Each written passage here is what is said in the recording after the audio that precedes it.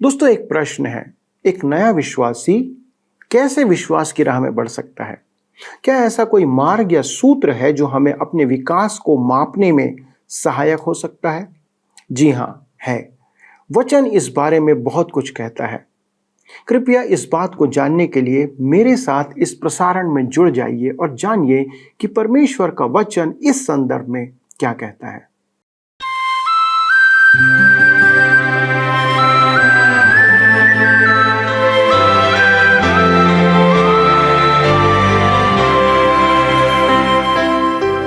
प्रिय मित्रों, आप सभी को नमस्कार और आप पर हमारे परमेश्वर पिता और प्रभु यीशु क्रिस्त की ओर से अनुग्रह और शांति बहुतायत से मिलती रहे।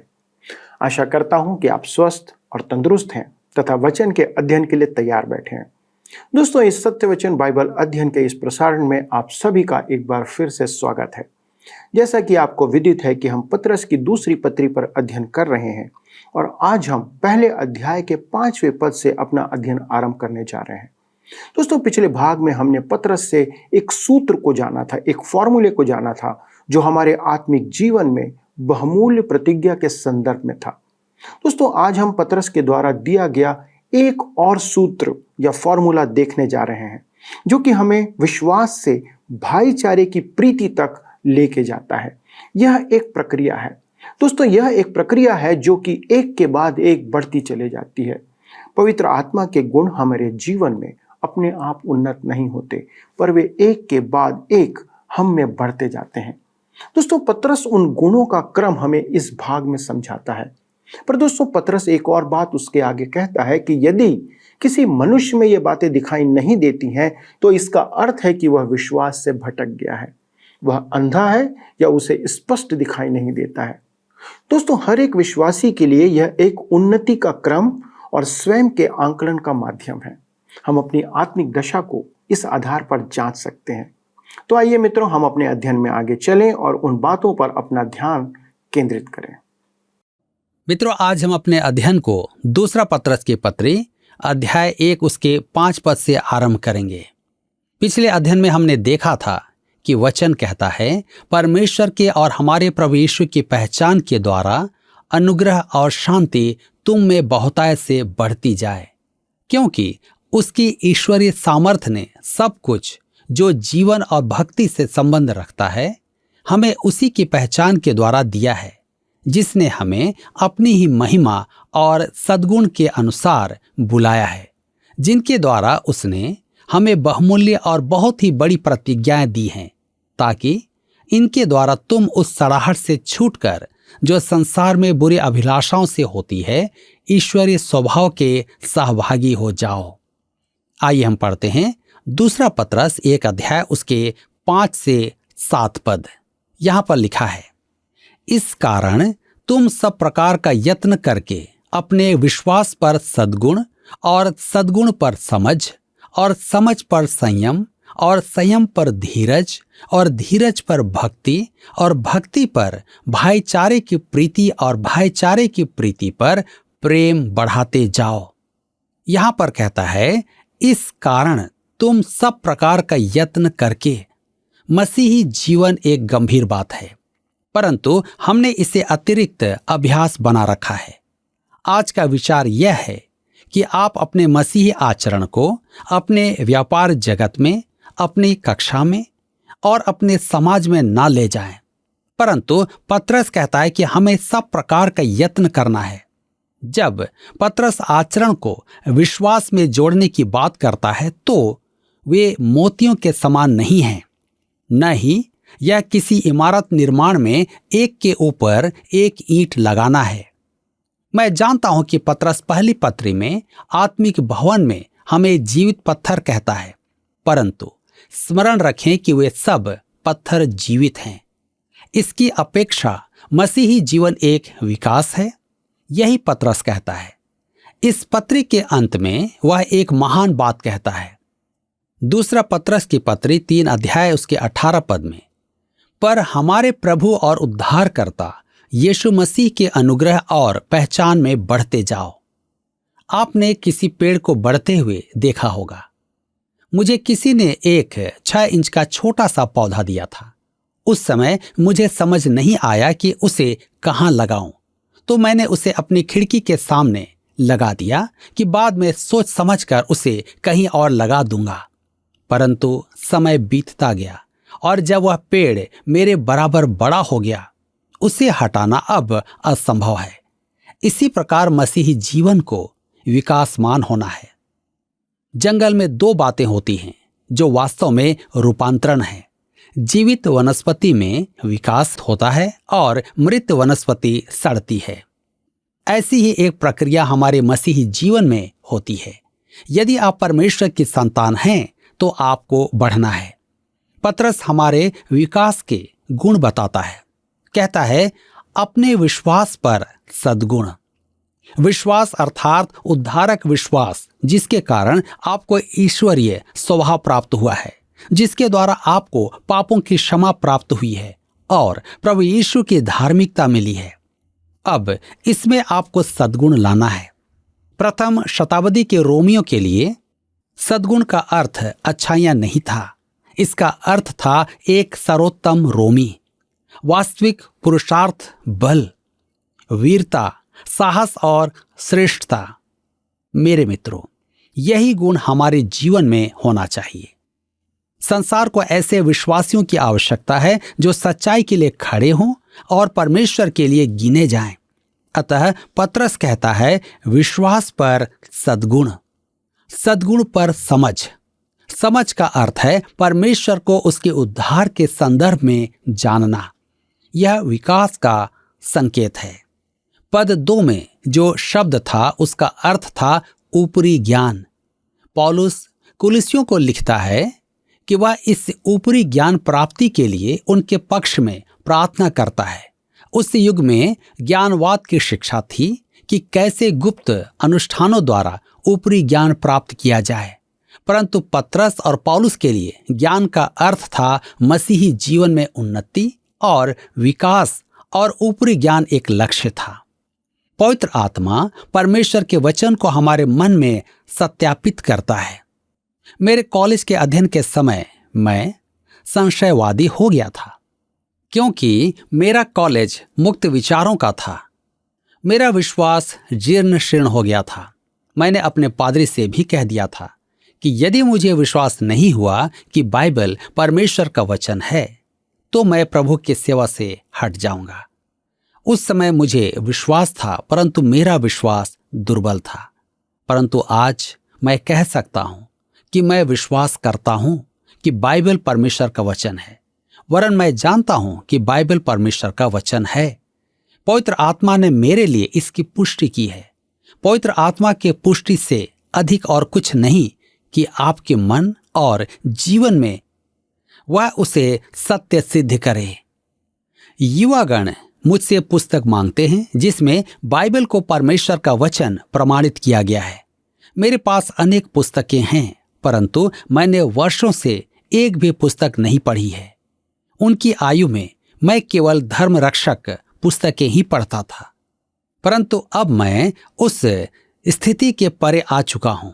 मेरे विश्वास को ऐसे प्रोत्साहन की आवश्यकता नहीं है। कुछ लोग मुझे हठधर्मी कहते हैं, परंतु सच तो यह है कि मैं हठधर्मी नहीं, परंतु निश्चित एवं संदेह रहित हूं। यदि मैं बाइबल को परमेश्वर का वचन नहीं मानता तो मैं बाइबल की शिक्षा नहीं देता। जैसा कि मैंने अपने उस पादरी को कह दिया था, यदि मुझे इस पुस्तक में पूरा विश्वास ना हो तो मैं इसका प्रचार नहीं करूंगा। यदि एक विमान चालक कहे कि उसे अपने नक्शों पर विश्वास नहीं तो आप संकट में हैं, परंतु विमान चालक अपने नक्शों और सारणियों पर विश्वास करता है। आपको उससे विवाद करने की आवश्यकता नहीं है। उसे पूरा भरोसा है कि उसकी जानकारियां सही हैं। उसने अनेक बार उन मार्गों पर हवाई जहाज उड़ाया है। मित्रों, आप परमेश्वर के वचन पर विश्वास करें। जब आप उसे पढ़ेंगे और अन्यों के साथ बांटेंगे तो पवित्र आत्मा आपके मन में उसे सत्य सिद्ध करेगा और आप अपने आत्मिक जीवन में विकास का अनुभव करेंगे। पतरस के मन में यही बात थी जब वह कहता है, सद्गुण, साहस पर समझ बढ़ाएं। परमेश्वर के वचन के प्रसारण में आपको साहस की आवश्यकता है। आप प्रभु यीशु का ज्ञान बिना साहस फैला नहीं सकते। कहता है समझ पर संयम। विश्वासियों को जीवन के प्रत्येक क्षेत्र में अपने आप पर नियंत्रण रखना चाहिए। आगे कहता है संयम पर धीरज। लोग धीरज को प्रायः गलत समझते हैं। उनकी समझ में किसी अगम परिस्थिति के कारण अपने दायित्व से चूक जाना। धीरज का अर्थ है कष्टों को सहन करना। धीरज का अर्थ है सहन करना। धीरज ज्ञान और साहस पर निर्मित होता है। एक बढ़ते हुए पेड़ के समान विश्वासी को साहस, समझ, संयम और धीरज में बढ़ते जाना है। आगे कहता है धीरज पर भक्ति। भक्ति का अर्थ है परमेश्वर के स्वरूप में होना। परमेश्वर के परिवार में नया जन्म लेने के बाद आप अपने परमेश्वर पिता के स्वरूप होना चाहेंगे। आप परमेश्वर के स्वरूप में तो नहीं हो सकते, परंतु आपकी मनोकामना और आपका लक्ष्य यही होना चाहिए। मेरे विचार में हम सबके जीवन में एक ऐसा समय होता है जब हमारा सांसारिक पिता हमारा आदर्श होता है और एक दिन वह आदर्श टूट जाता है और पुत्र कड़वाहट से भर जाता है। हम परमेश्वर की संतान हैं और हम परमेश्वर के स्वरूप में होने की इच्छा रखते हैं, परंतु वह हमें निराश नहीं करेगा।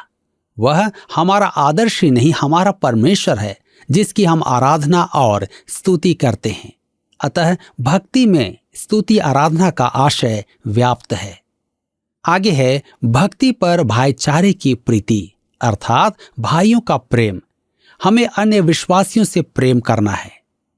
मेरे दर्शक मुझे लिखते हैं कि वे मुझसे प्रीति रखते हैं और मैं उत्तर देता हूं कि मैं भी उनसे प्रेम करता हूं। मुझे बड़े अच्छे विश्वासियों से भेंट करने का अवसर प्राप्त होता है। पादरी और आमजन दोनों हम साथ साथ भोजन करते हैं, खेलते हैं, आराधना करते हैं। भाइयों के साथ मधुर प्रेमपूर्ण सहभागिता रखना बड़े आनंद की बात होती है। कहता है भाईचारे की प्रीति पर प्रेम।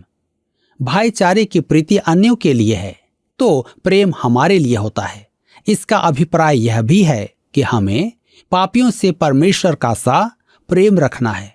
परमेश्वर ने पापियों से ऐसा प्रेम रखा कि उसका उद्धार किया, परंतु पाप से वह घृणा करता है और यदि पापी प्रभु यीशु को ग्रहण ना करे तो उसे पापों का दंड भोगना होगा। पापी को प्रेम करने का अर्थ यह नहीं कि उसके स्तर पर उतरकर उसके पापों में सहभागी होना। हमें सुसमाचार उस तक पहुंचाने में उससे प्रेम रखना है।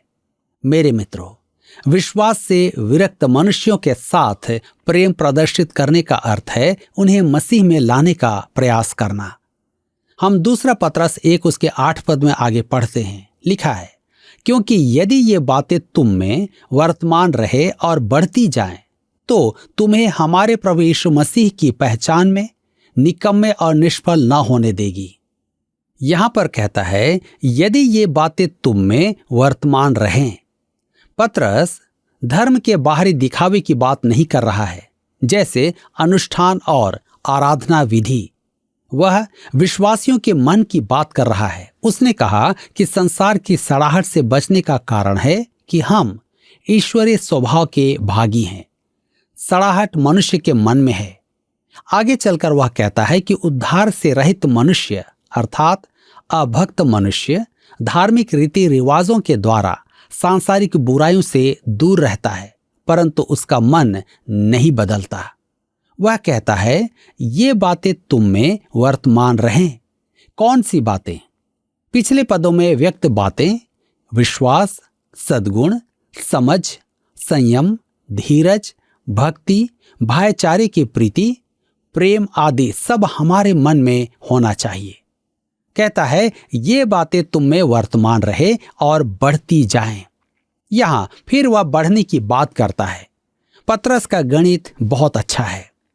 कहता है तो तुम्हें हमारे प्रभु यीशु मसीह की पहचान में निकम्मे और निष्फल ना होने देगी, अर्थात निष्क्रिय नहीं होने देगी। यह आत्मा का फल है। हम निष्क्रिय बैठकर आत्मा का फल उत्पन्न नहीं कर सकते। यह सच है कि आत्मा का फल पवित्र आत्मा का कार्य है। इसके लिए हमें अपने आप को पवित्र आत्मा के लिए खुला रखना होगा, अपनी देह उसके अधीन कर देना होगा और दाखलता को प्रभु यीशु से पोषण लेना है जो आत्मा का फल है। यह फल वही सब गुण हैं जो एक विश्वासी के लिए हैं। परमेश्वर नहीं चाहता कि हम निकम्मे रहें। निकम्मे शब्द कर्मवाचक है, अर्थात इस पर क्रिया का प्रभाव पड़ता है, और निष्फल कृतवाच्य है जो हमारे मन से संबंधित है।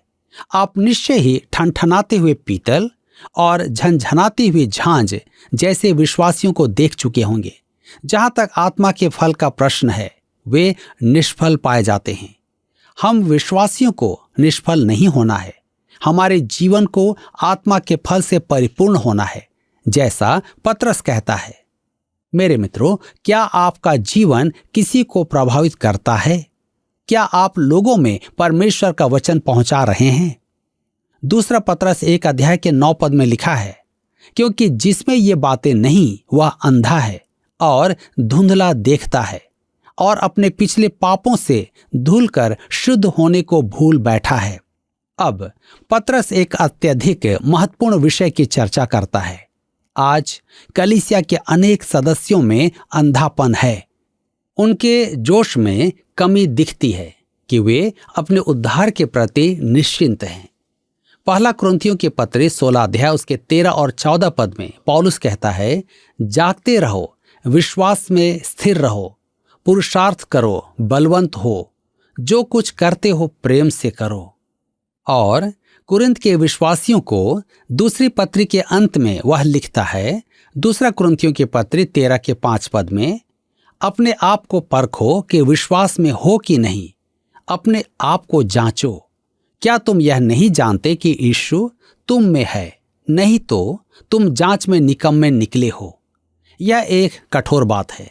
आपको अपने आप को जांच कर देखना होगा कि आप विश्वास में हैं या नहीं।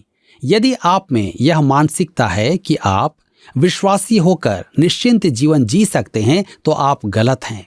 यह असंभव है। आप विश्वासी हो सकते हैं, परंतु आप निश्चय ही अज्ञानी हैं। वर्षों पूर्व मुझसे एक प्रचारक ने कहा, अनेक विश्वासी विश्वासियों की सुरक्षा में विश्वास करते हैं, परंतु उन्हें अपने उद्धार का आश्वासन प्राप्त नहीं है। विश्वासी की सुरक्षा कर्मवाचक है, जबकि उद्धार का आश्वासन कृतवाच्य है। पतरस यही कहता है, जिसमें ये बातें नहीं वह अंधा है और धुंधला देखता है और अपने पिछले पापों से धुलकर शुद्ध होने को भूल बैठा है। वह भूल गया है कि उसका उद्धार हो चुका है और उसे कैसा जीवन जीने की आवश्यकता है। मेरे मित्रों, आज हम सबको भी अपने जीवन के प्रति देखने की आवश्यकता है कि क्या आज हम भी तो अपने जीवन जीने को भूल बैठे हैं या नहीं। आज मुझे और आपको अपने जीवन को जांचने की आवश्यकता है। तो प्रिय मित्रों, आपने देखा कि हमारे विश्वासी जीवन की यात्रा विश्वास से आरंभ होती है, जो पापों की क्षमा और ईश्वरीय स्वभाव अर्थात परमेश्वर के गुण हमें प्रदान करता है। दोस्तों, वास्तव में संसार में एक मसीही का जीवन मसीह की समानता में बढ़ते जाना ही है। दोस्तों, जब यह यात्रा उद्धारक विश्वास से आरंभ होती है, तो यह विश्वासी के जीवन में सद्गुण लाती है जो परमेश्वर के गुण हैं, और आगे बढ़कर यह समझ को निर्मित करती है। वचन को जानना ही नहीं, परमेश्वर के वचन को सही रीति से समझ पाना ही यह परमेश्वर का वचन है, कि हम जाने कि परमेश्वर क्या कहता है। दोस्तों, इस यात्रा में अगला पड़ाव है संयम और धीरज। ये दोनों ही परमेश्वर के गुण हैं और पवित्र आत्मा के फलों में भी इनका स्थान है। संयम का अर्थ है स्वयं पर नियंत्रण रखना, आपा ना खोना, और धीरज का मूल अर्थ है कष्ट उठाने के लिए तैयार रहना। कितने ऐसे विश्वासी हैं जो कष्ट और समस्या में अपना नियंत्रण खो देते हैं और वे पाप में गिर जाते हैं। दोस्तों, यह क्रम एक विश्वासी को भक्ति की ओर और भाईचारे की प्रीति तक लेकर के जाता है। पतरस हमें आगाह करता है कि यदि हम में यह क्रमवार परिवर्तन और उन्नति नहीं हो रही है, तो हमारे जीवन में कुछ तो समस्या है। हमारे आत्मिक जीवन में समस्या है। आज बहुत से विश्वासी अपनी उन्नति की ओर ध्यान नहीं देते हैं।